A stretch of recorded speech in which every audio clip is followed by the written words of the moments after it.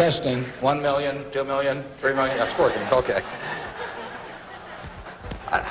I'd like to talk to you about your financial future, and I hope those figures become applicable to all of you as we go along. And I'd like to start by posing a problem for you. And incidentally, I'm just going to talk for a couple minutes, and we'll do Q&A, because what we want to do is talk about what's on your mind. But I'd like you to think about this for just a second. If, as we walked out of here today, I said I would like to buy 10% of your financial future, I was going to write you a check today, and from this day forth, you were going to give me 10% of everything you earned. How much would you want to charge me for that? I'm going to buy 1/10 of you. And I may take the low bid, incidentally, so be careful what you write down. Well, I think if you thought about that a little while, you can contemplate that for a few minutes. You know, you're going to get a check from me today, and you can do anything you want with the money, but from this day forth, you have to give me 10% of what you earn. I think it would be very foolish of you, any of you, if you asked for less than, say, $50,000. Now, it's going to be a few years before you're out earning money, and so I've got a few years of dead money there. But then I would start getting this royalty on you as you went along. So I really think that if you thought about it, most of you would want a fair amount more than that, and I think you'd be right. Fortunately, I didn't make this deal with anybody when I started out, so nobody's got a 10% royalty on me. But I think that $50,000 would sort of be the absolute minimum. And if you think about that, that means that right today, you are worth $500,000, because if 10% of you is worth $50,000 in cash today, your potential is worth a minimum on a 100% basis of $500,000. That is the big financial asset you've got. It's way more important what you do with that $500,000 asset that you own today than whether you decide to buy stocks or bonds, or whether you put your money in a mutual fund or pick your own stocks or anything of that sort. The biggest financial asset that you have going for you by miles is the value of your own earning power over the years. So that's really what you should focus on. If you're focusing on your financial future, that means you should focus on you. Because whether your 10% is worth $50,000 or $100,000 or $300,000, which would be $500,000 or $1 million or $3 million for all of you, whether it turns out to be one or the other is really dependent in a very large part on what you do in the next few years. All of you in this room have the brains to do extremely well in life. You've all got the energy to do extremely well in life, and then the question is, how do you apply it? If you've got a 200 horsepower motor, do you get 200 horsepower out of it? Do you get your full potential, or do you get 100 horsepower or 50 horsepower? Now, there's two things that can hold you back in getting the full horsepower out of your engine, whatever it may be. All of you have big enough engines. And one of those is a lack of education, but that probably isn't going to happen to very many people in this room. If you did have a lack of education, if you didn't have a chance to get a decent education in life, it wouldn't make any difference what that potential was, because you'd never unlock it. But the second most important thing, and equally as important, is in terms of the habits that you develop, in terms of what you do with yourself. When we hire people, we look for three qualities. We look for integrity, we look for intelligence, and we look for energy. But if they don't have the first one, integrity, the other two will kill you. Because if you're hiring somebody without integrity, you really want them to be dumb and lazy, don't you? I mean, last thing in the world you want for them is to be smart and energetic. So smart and energetic only goes with integrity. But the nice thing about, you make your own decision on that. You can't change your IQ or how far you can throw a football or how high you can jump or the color of your hair very easily. But you can elect to have integrity that matches anybody else's. And if you match that with intelligence, which you have, and energy, which you have, you will get an extraordinary result, and you'd be very foolish to sell me 10% of yourself for $50,000. On the other hand, if you don't match it with that, your potential will, in a significant part, go unused. And I'll give you a little simple tests to apply in terms of thinking about the kind of habits you want to develop. Because you can have any habits you want to be. You can be lazy, you can be prompt, you can be late, you can be honest, you can cut corners. I mean, you have all these choices. And those are choices for you to make. Nobody else is going to make them for you. And I would suggest that you play this little game with me, too. Think about the person you would most like to be in life. So maybe it's one of your contemporaries, maybe it's somebody a little older, but pick out the person you admire the most, the person that you'd change places with if you could. And then write down why you admire them. Just put it on a piece of paper. And then figure out the person that you would least like to change places with you. Who really turns you off? Who do you find repulsive? And list the reasons why that person turns you off so much. And put those down on the other side of the paper. And then look at that list. And you'll find that everything on the left-hand side, what you admire in other people, the qualities they bring to life, cheerfulness, generosity, all kinds of things, you'll find those are things you can do yourself. It's very simple. You got to apply yourself, but the habits you form in doing that early on will carry you through life. And on the other hand, you'll find that the things that make people repulsive, selfishness, obnoxiousness, all these things, egotism, are things that no one has to have. If you find those in yourself, you can get rid of them as long as you get rid of them early. So all I suggest is that you write down a list of what you admire, what you find contemptible, and decide that the ones on the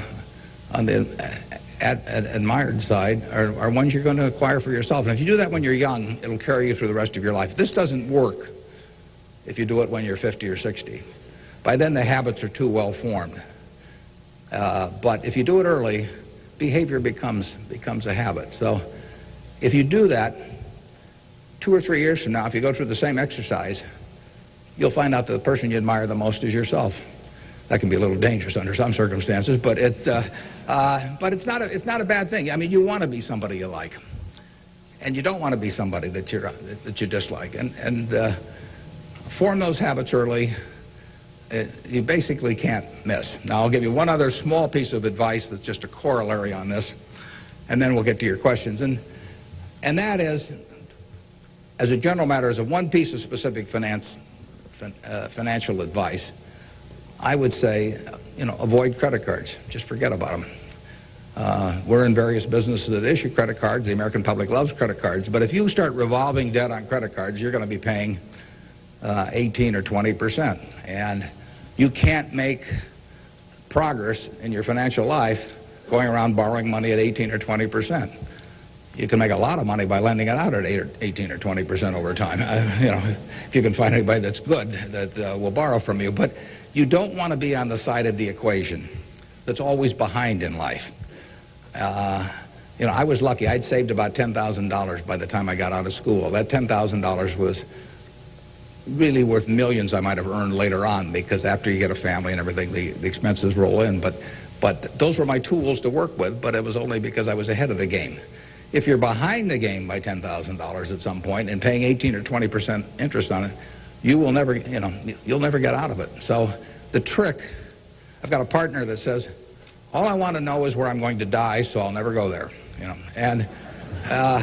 And that's true in financial matters as well. You want to figure out where you don't want to be ahead of time and avoid that. And I get about a dozen letters a day from people who are having terrible problems. And there are 2 reasons why they have terrible problems. One is a number of them have had health problems of some sort. I mean, they have really been hit by or somebody in their family has been hit by some kind of catastrophic illness. And that is it's a terrible thing to happen to any family. And they run up bills they can't pay, and really only society can solve that one in terms of protecting people against that. That's just plain bad luck. But the other one is from people who run up credit card debt, and they're facing bankruptcy, or they've been through bankruptcy once before, and they owe a whole bunch of money, and they can't even pay the interest, let alone pay any principal. And half of my letters come from people like that, and that problem is avoidable. Catastrophic illness is not, but credit card debt is something you bring on yourself, and it's way better, it's way easier to stay out of trouble than to get out of trouble financially. And I will guarantee you, if you run up big credit card debts, you will be in trouble probably the rest of your life in terms of your financial situation. On the other hand, if you get ahead of the game, even it's on a very modest scale, so that money is coming in from investing, and people owe you money or equities owe you ownership, you'll be way ahead of the game compared to paying it, always paying your creditors every month. So my advice to you is, if you can't pay for it, don't buy it, and get yourself in a position where you can pay for anything, and then we'll be glad to see you at Borsheim's or the Nebraska Furniture Mart. Now let's have some questions. Do we have a mic out there that people can either go to or that travels around? And I can't necessarily see too well from we're going to have one mic on each side, so just raise your hand and wait for us to come to you. Okay, we have somebody up front who would like a mic. Anything that's on your mind, ask about. Don't be bashful. Yeah, how would you advise people who aren't necessarily going into a career field in which you would make a large base salary, such as like medicine or something like that, maybe performing arts or music? How would you advise us to keep up financially with the rest of the world? Well, it is true that a market system does not pay as well in some activities as might seem appropriate for the importance of those activities to society. Just take teaching, for example. I mean, teaching does not pay well. And what could be more important? I mean, you've got to be as interested in who the teachers of your children are as who your accountant is, or whatever, or who's winning the heavyweight title of the world, or that sort of thing. But it doesn't pay well, and it's a fundamental choice whether you're going to go into something. For many people, it'd be a fundamental choice whether you're going to go into something you love or something to try and make a lot of money. I think that generally it pays to go with what you love.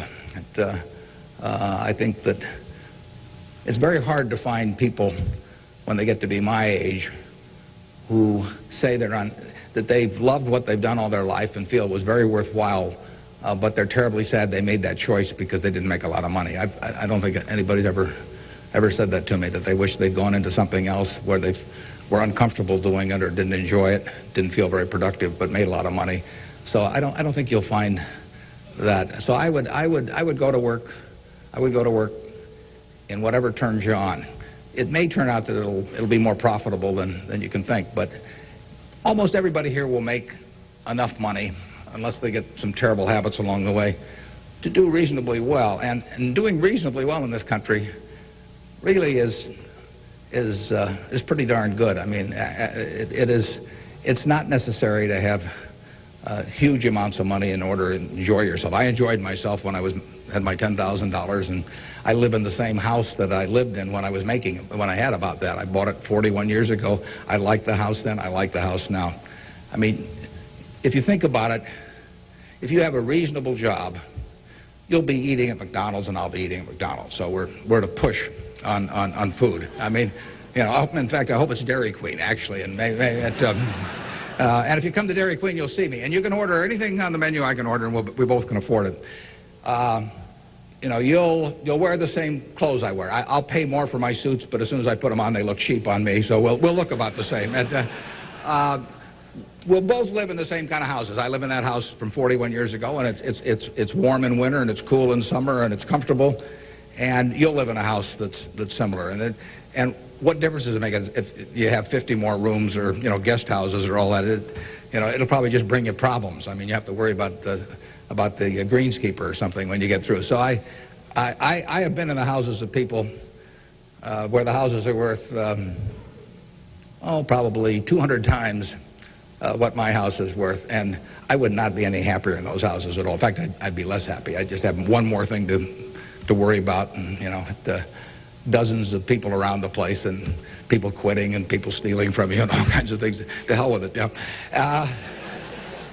We'll drive the same kind of car. In fact, you'll probably drive a better car. I drive a car that's about 8 years old. I don't know what it's worth now, but it gets me around fine. I mean, I'm perfectly happy with it. We'll watch the same television. We'll work on the same computer pretty much. The only difference will be how we travel long distances. You know, I will fly in a plane that's more comfortable than flying Southwest Airlines or something, which I've got nothing against. But that's the one real big difference. And other than that, I do what I like every day. I hope you'll do what you like every day to do. And I work with nice people. I hope you work with nice people. And there's 24 hours in the day, and those are where the hours go. So great wealth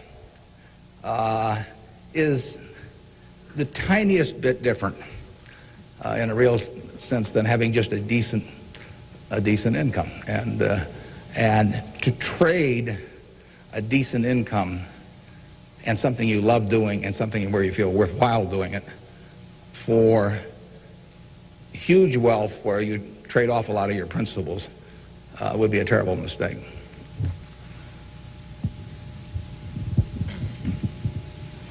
Would you acknowledge your success more on yourself or from the help and teachings of others? Well, I was very lucky in life. If you tell me who your heroes are, I will make a pretty good prediction about what you're going to do. And I had the right heroes. I was very lucky in life, and my heroes never let me down. And started with my dad, and then I had others in business, and so I have had great teachers. Some formal teachers, some that were just informal teachers by instinct or example. And if I hadn't had those, you know, my life, I'm sure, would have been very different. If I'd been born anyplace else. When I was born in 1930, and at the time, 1 out of 50 births in the world were in the United States. So I came in against 50 to 1 odds against being born in the United States. I would have been a disaster, you know, if I'd been born in Afghanistan or Peru or someplace. I mean, I was extraordinary. I won the lottery the day I was born, you know, by being born in this country. So have you. I mean, the odds were probably 40 to 1 against you being born in this country, and they were 5 times more likely to have been born in China, or 6 times, and 4 or 5 times more likely to have been born in India or some other place where it would not have been as easy to exploit the full potential of your talent. So we've all won the lottery in that respect, and that's just plain luck. I mean, and I was lucky to be born at this time. I mean, capital allocation is something that pays off extremely well in this society now, but it doesn't pay off in other societies, and it didn't pay off, you know, many years ago. My friend Bill Gates says that if I had been born a few thousand years ago, I'd have been some animal's lunch. You know, I can't run very fast, and I can't climb trees, and you know, I just happen. Those are talents.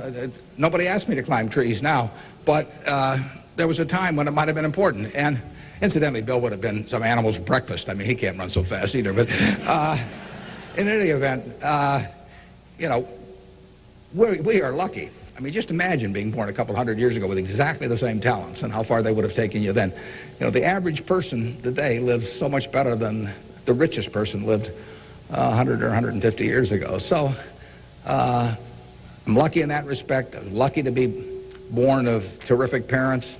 I was lucky to be raised in Omaha in a great public school system. I got a start here in the first 8 grades that gave me a foundation that later, when I went off the track a few times, carried me through, because I had a terrific grade school education right here in Omaha at Rose Hill. And one of the reasons I had it, incidentally, is kind of unfortunate, but I had that great education in part because women were being enormously discriminated against. And so a woman at that time could be a teacher, she could be a secretary, she could be a nurse, you know, and that was about it. So you had half the talent pool in the United States limited to just a few jobs. So you had an abundance of talent in those activities like nursing or teaching, because that talent with males was spread across every form of work activity there was, but with women it was concentrated in a few areas, and that benefited me. It's kind of sad because it didn't benefit those teachers, but I was very lucky, and I've really been that way all my life. And what I do is important as, you know, what a good teacher does or a good nurse does or something of the sort. You know, I think that's quite questionable. It pays off enormously well in a market economy like the United States, and but that's an accident. It didn't have anything to do with any innate ability of mine.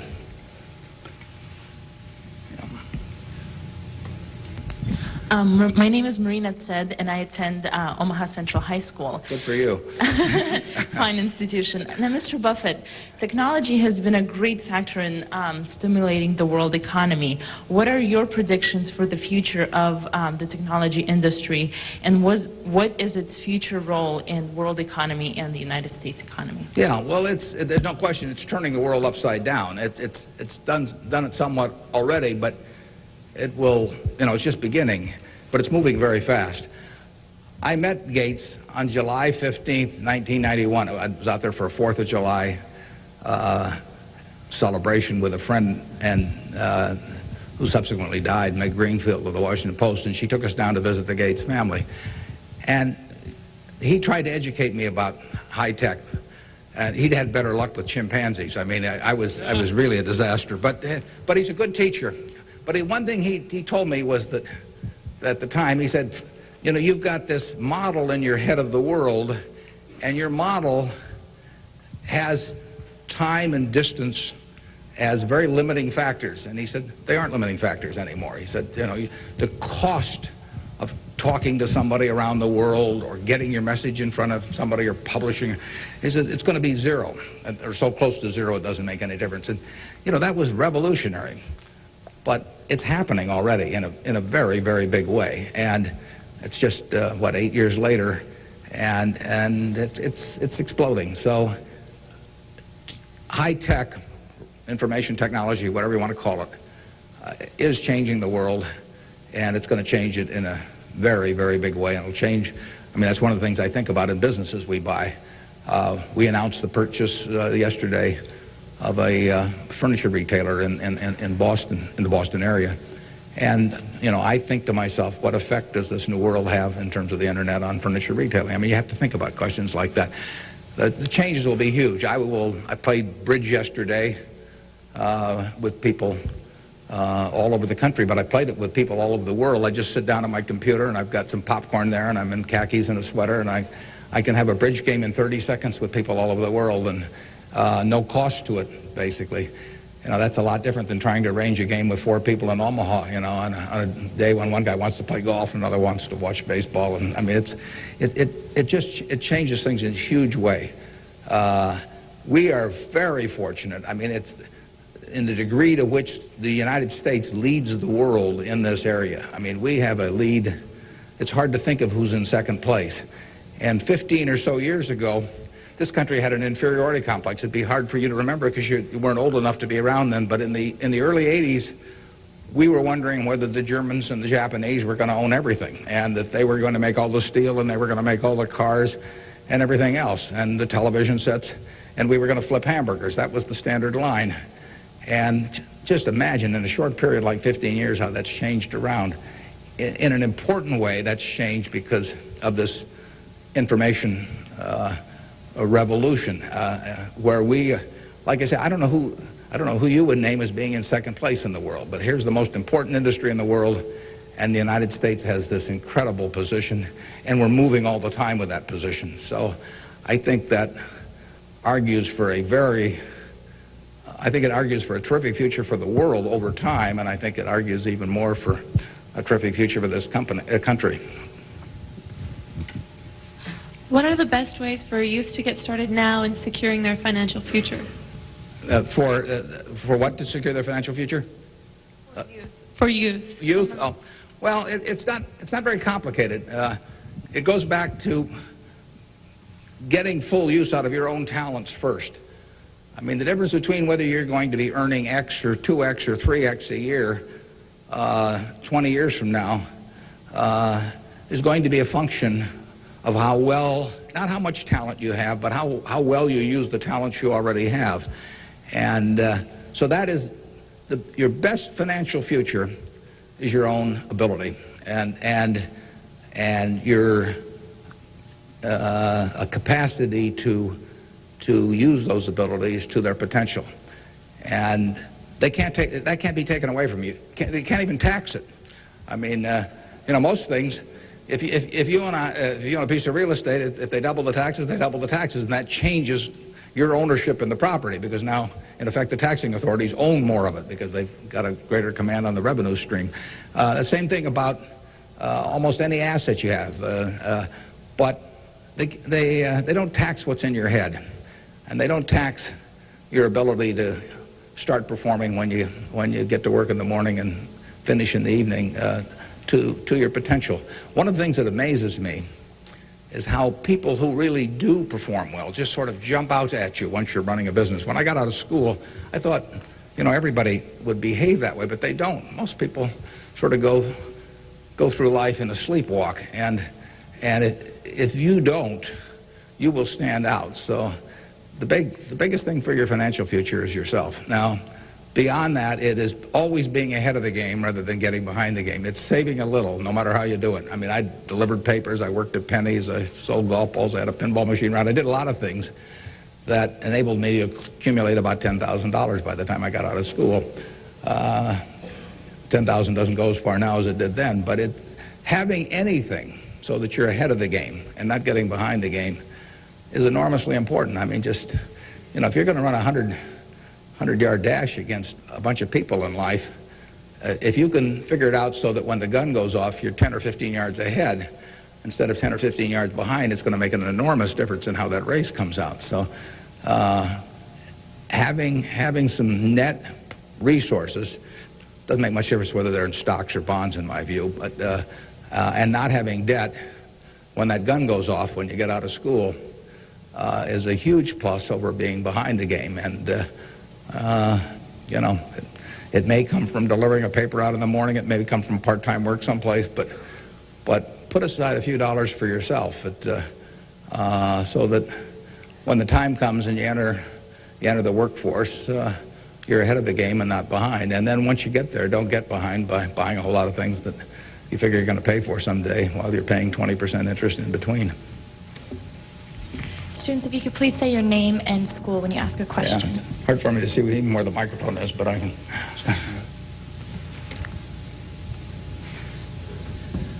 My name is Patrick Doherty, and I'm from William La Vista High School.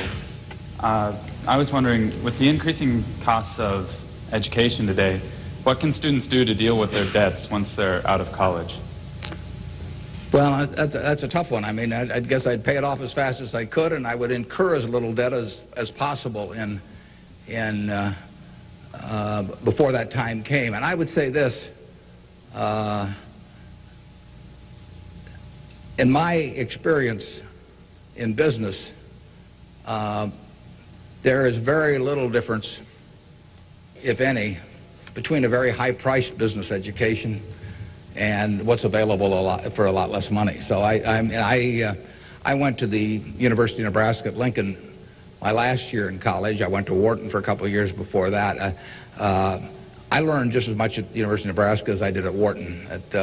And it's nothing against Wharton. I mean, it's just we had a very good school here. I had some terrific professors at Lincoln.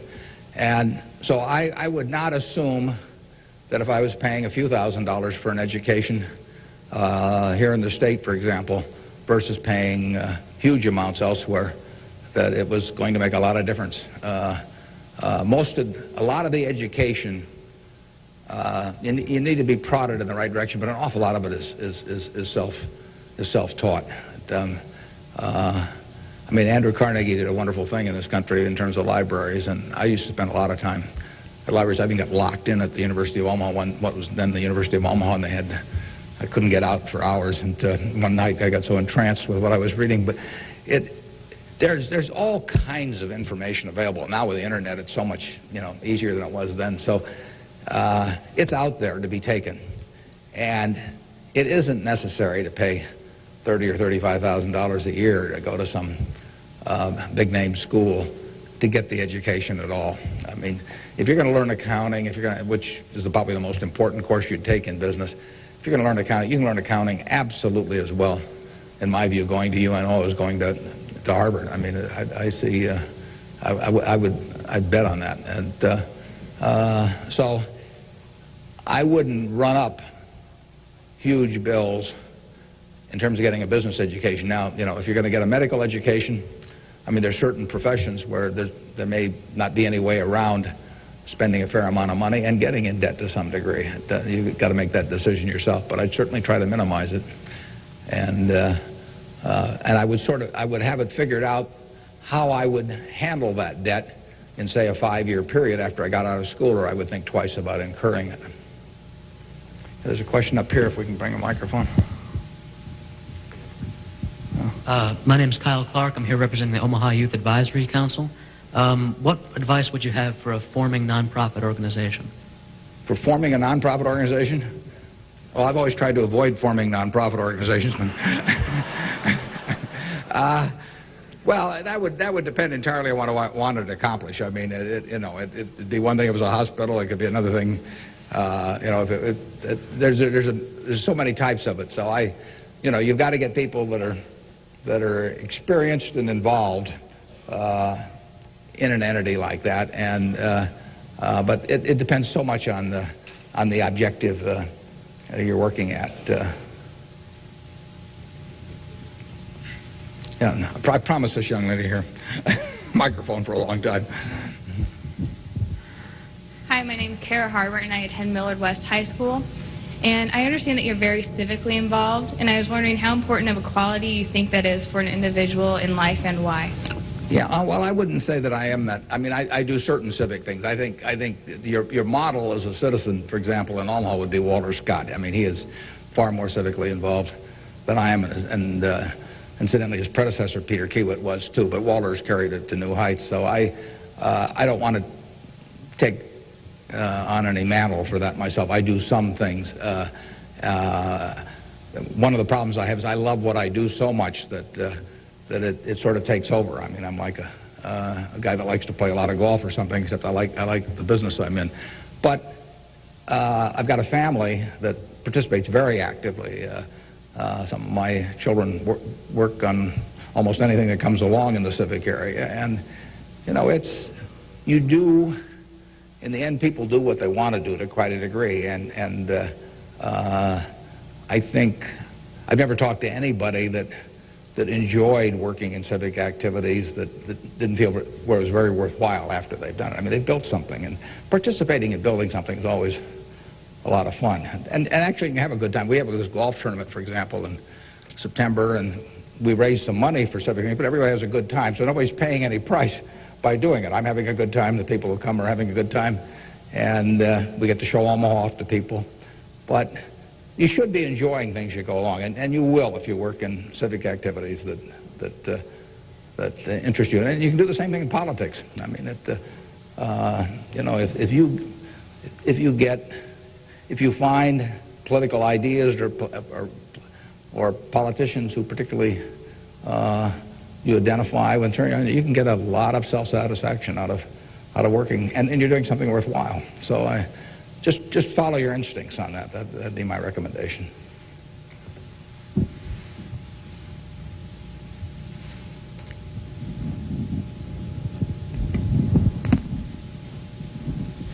Hi, my name is Jeremy Graham from Millard South High School. We're probably the elite youth of today, and I have a question.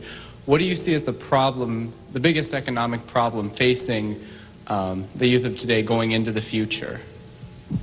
Yeah, I don't think that you're going to have enormous economic problems. I think you will live in a society where the average person lives better by a significant margin than the average one of a generation earlier or 2 generations earlier. That's been the history of this country. It's a marvelous country that way. I mean, when you think of it, we have 4.5% of the world's population, and what's been accomplished here is incredible. 53% of the value of corporations that are publicly traded in the world exists in the United States with 4.5% of the population.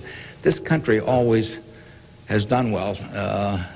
They say in stocks that you should buy stock in a business that's so good that even an idiot can run it, because sooner or later one will. And that's not terrible advice. Well, that seems to have been sort of the history of this country from time to time. I mean, we've had all these problems that have come along. If you look back on the last 100 years and list all the problems this country's run into, you can make a very long list. And a lot of people who focused on those problems at the time have missed the bigger picture. And the bigger picture is that every generation lives better than the one before it. And that's because of savings, because savings enable people to create new tools to do better things as they go along. And it's also due to an environment that lets people realize their potential to a greater degree than most other environments in the world. It's far from perfect. I mean, it's sad how far it is from perfect. But it is better than anything else around. I mean, in this country, you don't have some commissar or something running a big business in this country. You've got a guy like Jack Welch, and a fellow like Jack Welch makes a difference of night and day in terms of the productivity of that business over a period of decades. And productivity is what causes the standard of living to rise. So a system that throws up the Jack Welches of the world to run businesses is going to have an enormous advantage over a society that does it by heredity or that does it by government edict. And we're closer to that society that I've described than any other country, and it's led to great things, and it will continue to lead to great things. So I think you've got the best future. You don't face a war, and you've got a better future in terms of achieving material rewards than any generation in history. So I wish I could trade you places. I might get taken up on that by a few of you, though.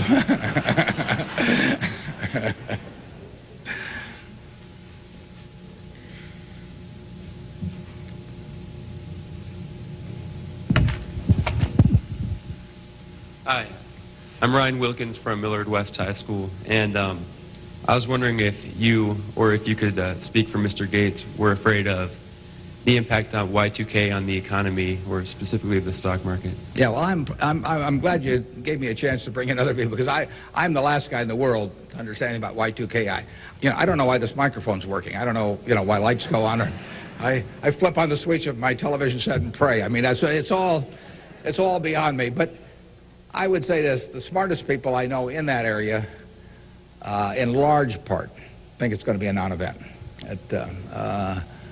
In this country. I can't speak for the rest of the world, but so I think you'll wake up on January 1st and find the world hasn't changed from December 31st. Now, I would say this: you might get a whole bunch of friends to write you checks for $1 billion on December 31st and then deposit them, and who knows what'll happen? You can't lose anything. I mean, all they do is bounce, and if the system gets fouled up, you might find a lot of money in your account. But I wouldn't count on it. We own a company called Executive Jet.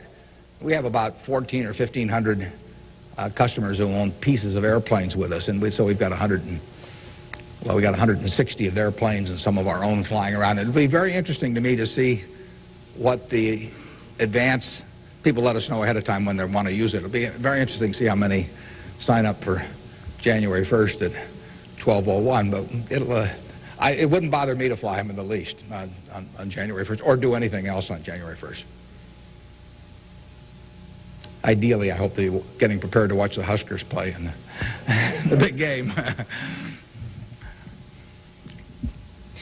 I'm Jamie Solis from Twin Valley, and I was wondering, how do you decide what you invest your time and money in? Yeah, well, I like to find businesses that have good economics. Now, what are good economics? Well, good economics are a business that has some kind of a moat around it that makes its product or its service or its location or something a little more desirable to the customer than any other sort of comparable product. The #1 candy bar in the last 30 or 40 years has been Snickers. People don't fool around with different candy bars.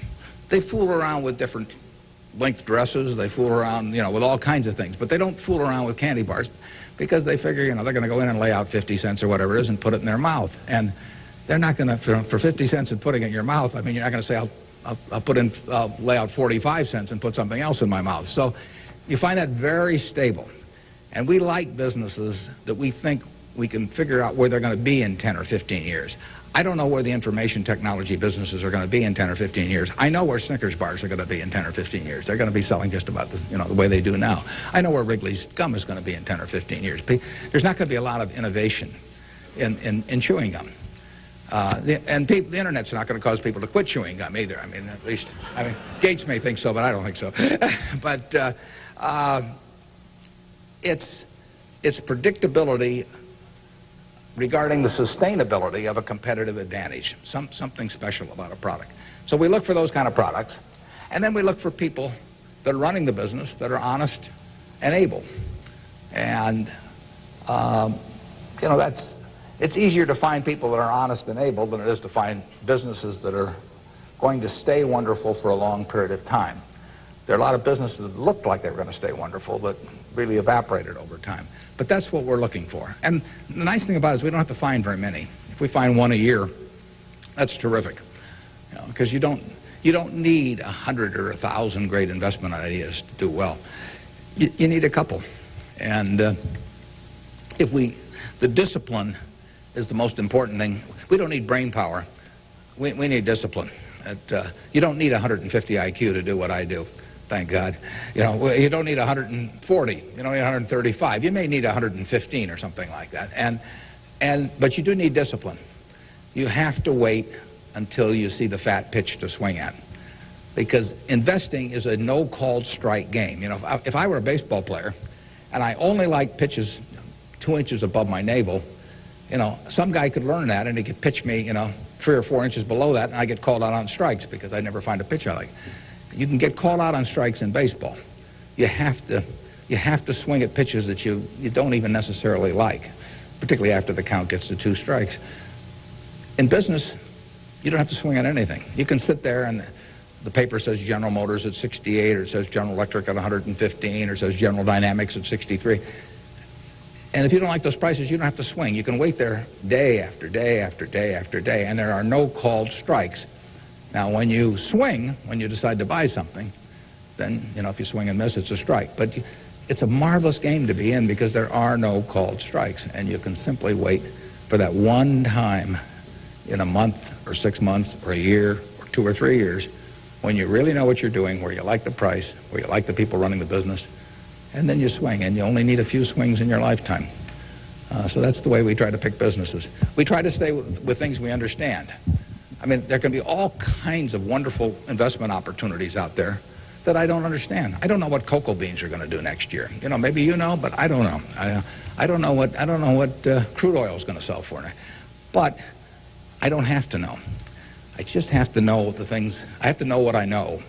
I have to know where the limits of my understanding are, what I call what my circle of competence is.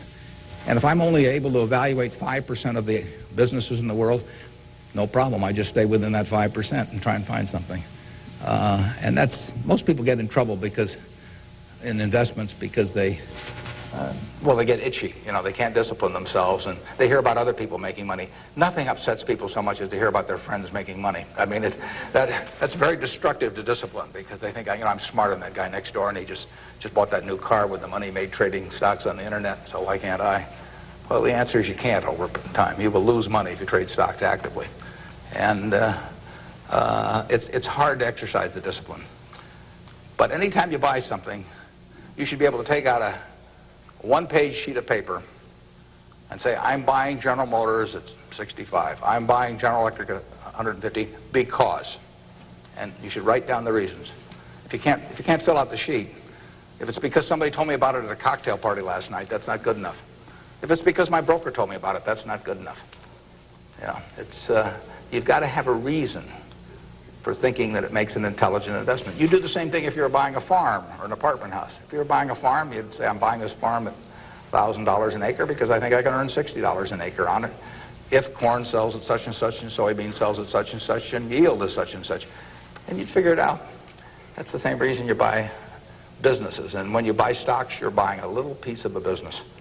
And that's probably the most important thing to remember in investing is that when you are buying a stock, you're buying a little piece of the business. And if you are buying it at an attractive price for the business, for the whole business, you're going to make money. And if you aren't, you know, over time you won't make money.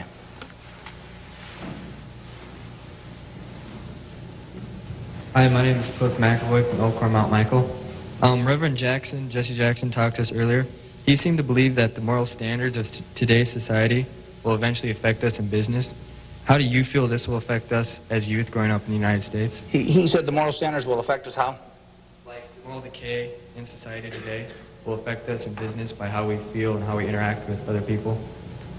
Well, I think very difficult to quantify moral standards over time. I mean, you know, you can pick out huge weaknesses at any given time in terms of how people or the country is behaving, and huge strengths. So I think it's enormously difficult to quantify. I think by and large we have made progress in what I would call institutionalized moral standards in this country. I mean, you know, in terms of slavery, in terms of I mean, the women couldn't vote, you know, a century ago. Half the country were second-class citizens in that respect, and they had much lesser rights in terms of inheritance and all kinds of things.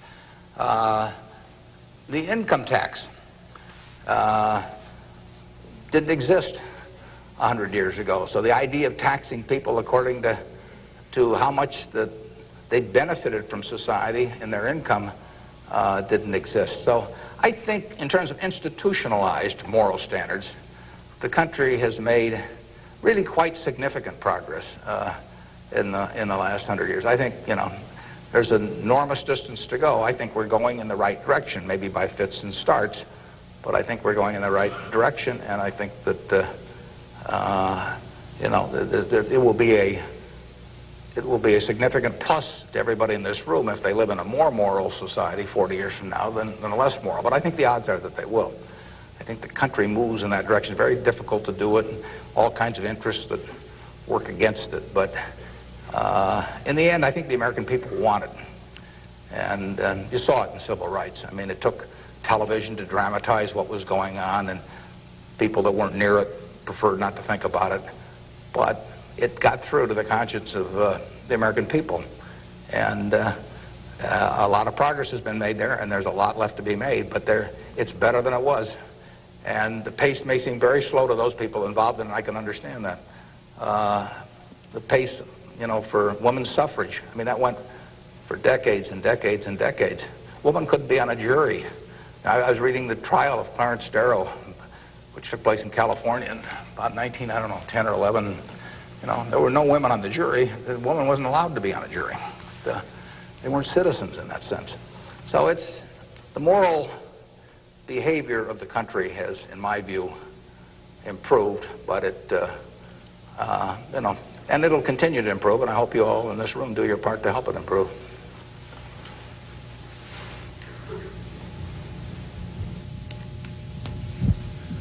Hi, I'm Nick Jors from Central High, and I was wondering how, since the stock market's so high right now, if it'd be smart for us to get involved now, or to wait till it goes down a little, or what? Yeah, I can't tell you whether or not to buy stocks now generally. I think it's important that you save money, you know, and whether you put it in the stock market or not,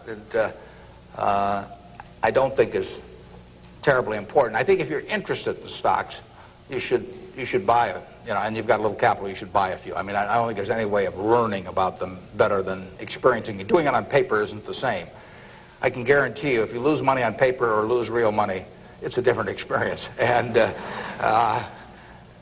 so I think you'll learn more about yourself if you do it that way. I bought my first stock when I was 11. I was at Rose Hill at the time, and I bought 3 shares of City Service Preferred at 38, and it went down to 27, which is something I still remember, even though I was 11 at the time.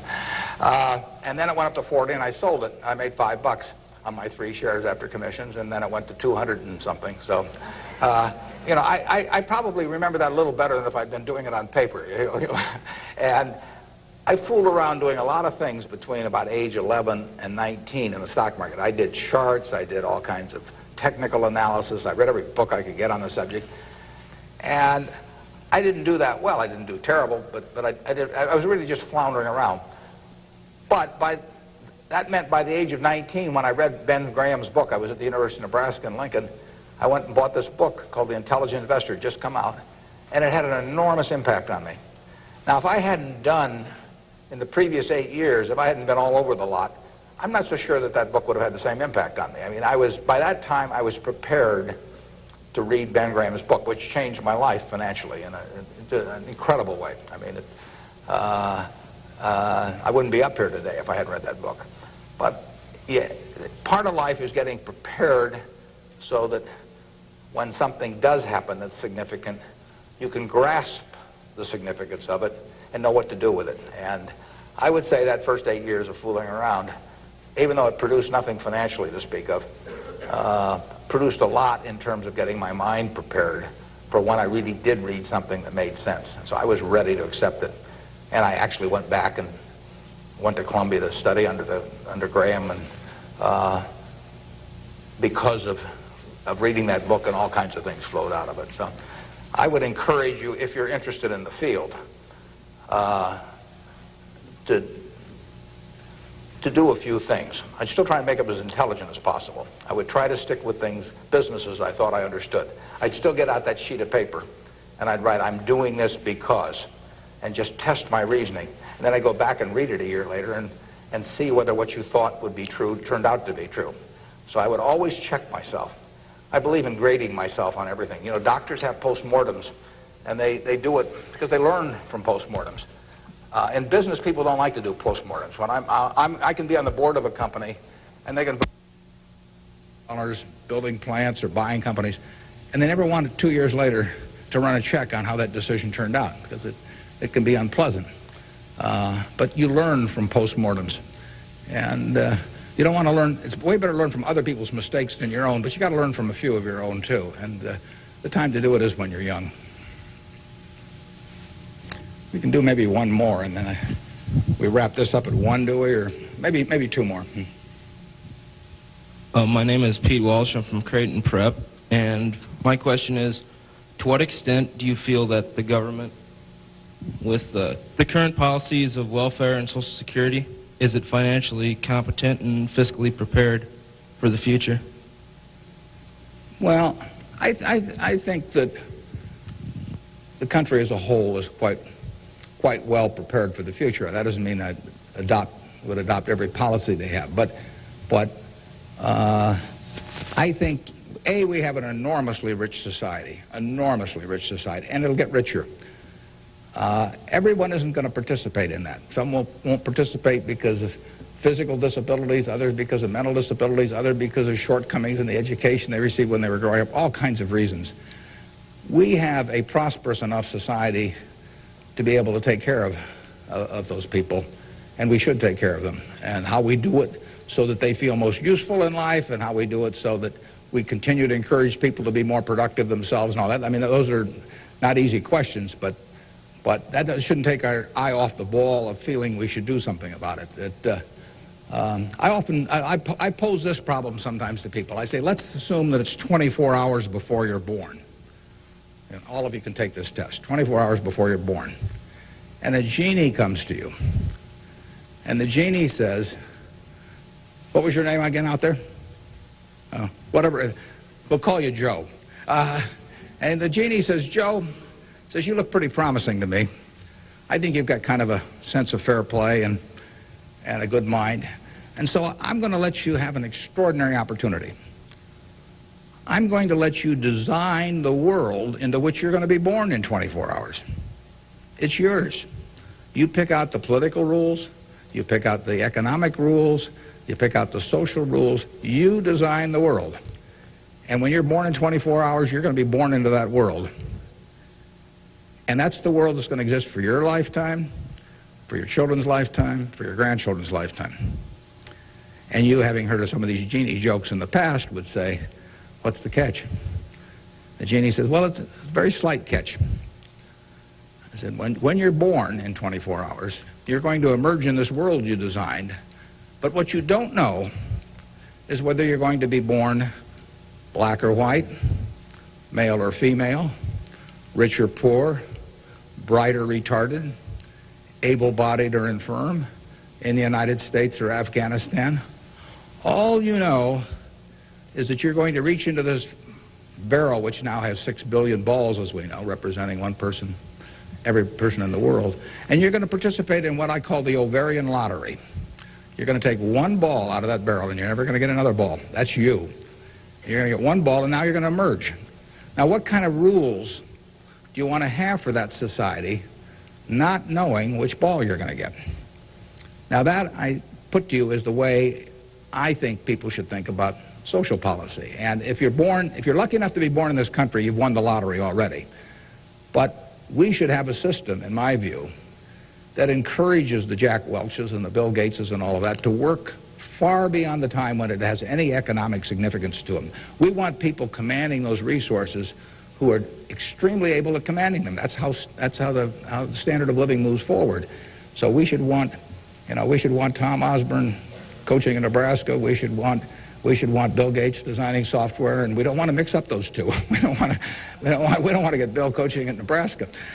So you want a system that gets people to their potential and puts them in the position where they can do the most good for society. But you also want a system for the people who get the wrong ball. I mean, somebody's going to get the ball, that says 80 IQ. Somebody's going to get the ball that says this disease or that disease early in life that cripples them. And we've got a rich enough society that we can take care of those people. And I think that, to get back to your question, I think that this society will move more and more in that direction. It has the capability of moving more and more in that direction as our resources and our output increases. And I think that it has the will to do that in a general way, although, like I say, there have always been lots of fits and starts. So there is no shortage in the United States of resources. There's no shortage of output. You have to have a system that encourages people to behave to the limit of their abilities and puts them in the right place. But then you have to make sure that everybody gets taken care of, too. Now, we can do one more, and then we'll break. I'll let the fellow with the microphone, or woman here, make the decision. Hi, my name is Ben Gold. I go to Brown Talbot. And I wanted to know, how do you think the media affects the world economically today? Well, it's a small question. Well, what it obviously does, simply because it's moved so far technologically, is it's brought it together in a big way. I mean, I was over in China a few years ago, and I was right after the time of the women's conference in Beijing, and I was reading the Chinese coverage of that conference, and of course it had nothing to do with what was taking place, but the internet was coming in, and you can access the Washington Post or the New York Times or anything. I get the Washington Post at 9:30 here at night. In effect, I never could get it the next day through physical delivery, but by electronic delivery I can read it. Probably earlier than most of the people in Washington are reading it. So the ability to communicate and the degree to which the world can have awareness of what's going on every place in the world is just, it's been a quantum leap. And, that will have, there are a lot of things that come out of that. And net, they're a plus over time. But the ability of information to be available to everyone worldwide almost instantaneously, it can be huge advances in things like medicine, for example, just to pick one. So it's a net plus. It has a big effect, and the definition of media has now been expanded enormously. I mean, there were 3 television networks in the early 1960s, and that was it. There were 3 highways information traveled electronically, and if the 3 pieces of information were I Love Lucy, and something else and something else, those were the 3 choices of information or entertainment that you had for tens and tens of millions of people sitting there looking at a tube. Now it's unlimited, and that's only, 3 or so decades. So it's just exploded, and it'll continue to explode. And net, I think it's a plus. And I think it's 1 o'clock. I want to thank you all. I wish you well. You're going to do terrific. Thanks.